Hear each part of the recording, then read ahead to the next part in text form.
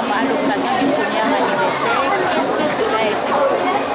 Vous savez, nous avons été tous victimes, si vous voulez, de ces événements très tristes, très tragiques. Tous victimes parce que d'abord ces femmes commerçantes et les commerçants, et pour beaucoup d'entre eux, ce sont des efforts de plusieurs années qui ont été détruits en un instant.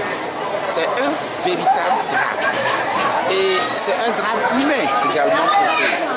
Et vous savez, pour certains d'entre elles ou certains commerçants, et les incidences d'abord sur leur santé, les incidences sur leur fortune, leurs biens, c'était vraiment un désastre. Et pour cette raison, nous avions l'obligation d'être à leur côté.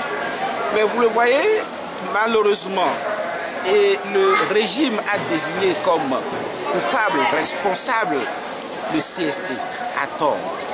Et c'est un grand mensonge.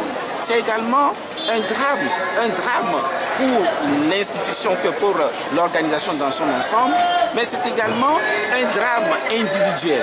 Plusieurs d'entre nous ont passé plusieurs mois en prison. D'autres y ont laissé leur vie en toute innocence. Vous voyez? Et donc dans ces situations, face à la faiblesse des hommes, face à la limite de nos forces, nous sommes ensemble venus, nous avec les femmes, recommander notre sort au Seigneur, recommander notre sort à Dieu. Et comme le pasteur a eu à le dire, et c'est Dieu qui renouvelle les forces. Et nous sommes persuadés que Dieu qui renouvelle les forces va renouveler également la fortune, les biens de ces femmes qui ont été victimes. Et nous qui sommes à bout de souffle, fatigués, parce que ce sont des efforts que nous consentons à chaque instant, sur le plan moral, sur le plan physique, sur le plan matériel. Et nous pensons que Dieu qui renouvelle les forces va également renouveler cette force, renouveler également la force du CST. Parce que Dieu est toujours aux côtés de ceux qui cherchent le bien, qui cherchent la vérité.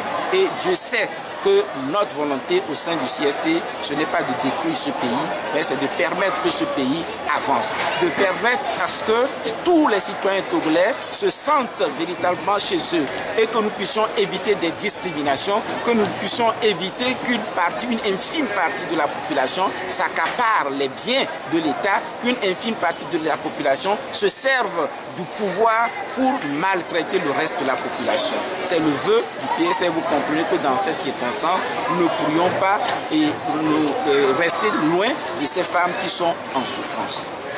Merci.